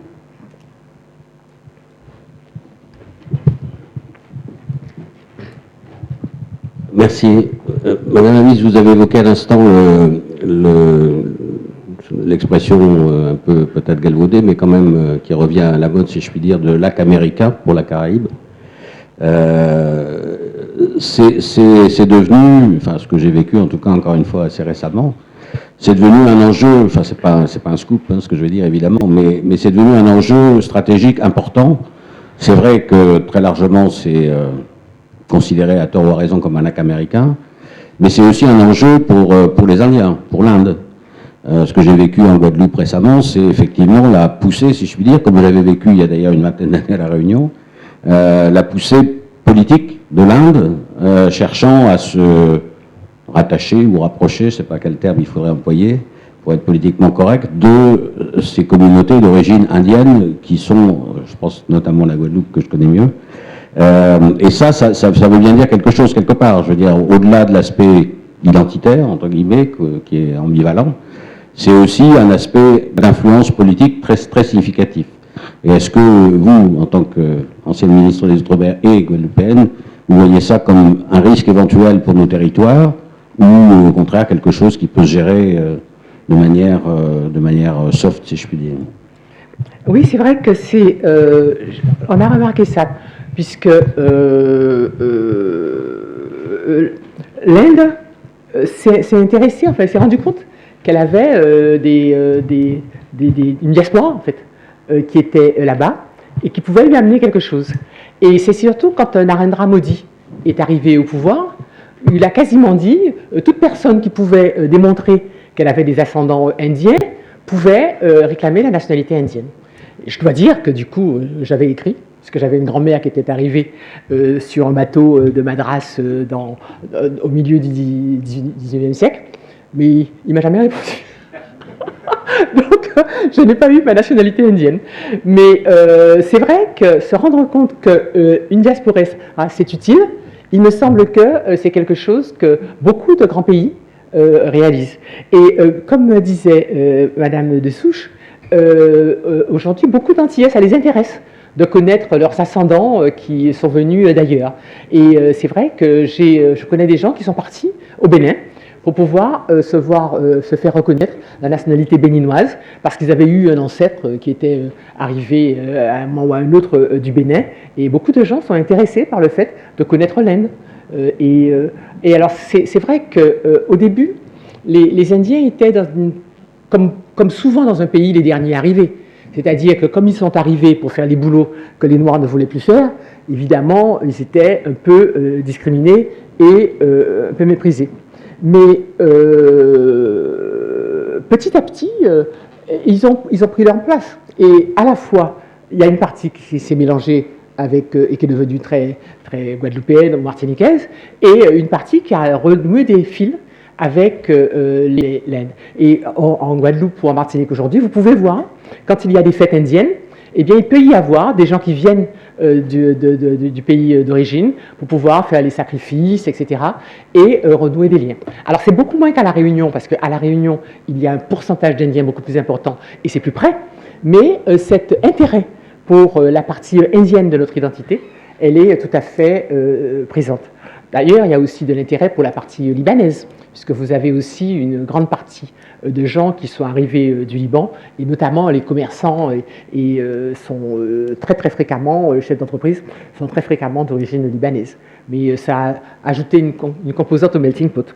Alors ce que je voulais dire sur le lac américain, c'est que par rapport il y a une période où c'était, pour les élus, c'était quelque chose qui était très important. Et je pense que Mme Michel-Chevry, pour elle, c'était une vraie politique à laquelle elle tenait, qu'elle a essayé de développer, etc.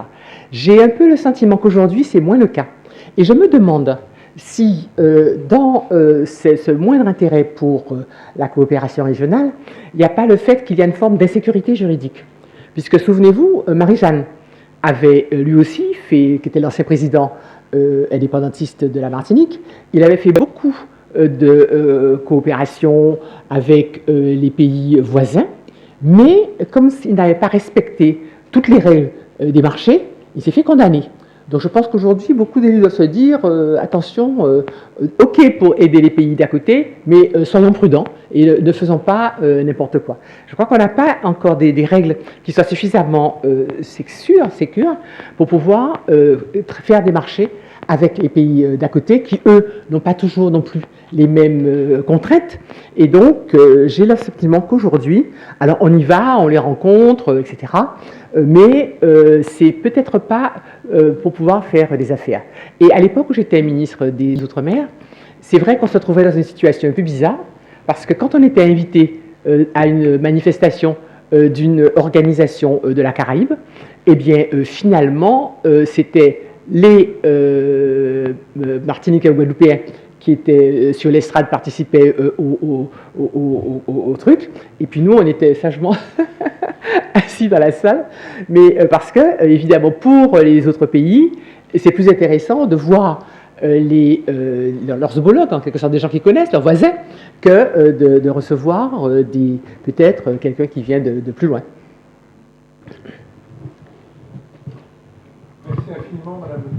Merci infiniment, Madame le Ministre et chers consoeurs. Est-ce qu'il y a encore une autre question, chers confrères?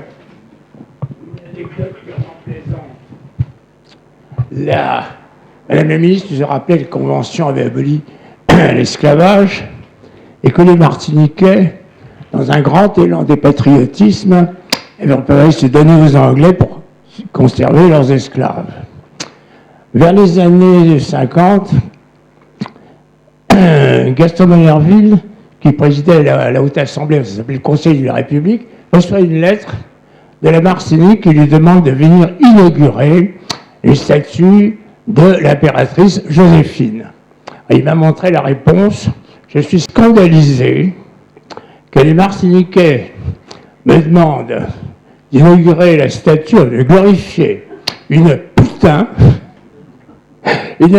qui a contribué à faire rétablir l'esclavage en 1802. Il m'a précisé qu'en fait, elle n'y était pour rien parce que Napoléon Bonaparte ne prenait absolument pas sa femme au sérieux. Mais il a pris au sérieux l'entourage de sa femme. Voilà. D'ailleurs, Merci. sa statue, elle lui a été coupée. Avant d'être récemment, je crois qu'ils l'ont déplacée parce que sur la savane, elle est vraiment. Encore une intervention. Oui, puisqu'on est au niveau des anecdotes, et ce n'est pas du tout une critique indirecte, j'en ai une aussi. Dans le prolongement de mon propos, il se trouve que j'ai été au début de ma carrière diplomatique chargé de mission pour la coopération régionale, donc l'ancienne des conseils diplomatiques auprès du préfet de la Réunion. Et à cette époque, s'est constitué le consulat général d'Inde à la Réunion. Donc le consul général d'Inde arrive, prend ses fonctions, évidemment, rend une visite purement en anglais, parce que nos amis indiens ont une fâcheuse tendance à pas trop pratiquer notre langue, au préfet. Et lui dit, monsieur le préfet, j'espère que mes compatriotes ne vous posent aucune difficulté. Et le préfet de lui répondre, paix à son nom, il est mort depuis, le préfet lui répond, monsieur le consul général, il me pose d'autant moins de difficulté que vous n'avez aucun compatriote ici.